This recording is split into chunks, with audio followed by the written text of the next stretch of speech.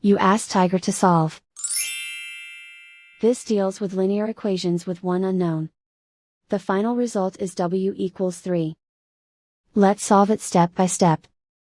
Swap sides. Isolate the w. Divide both sides by -5. Cancel out the negatives. Simplify the fraction.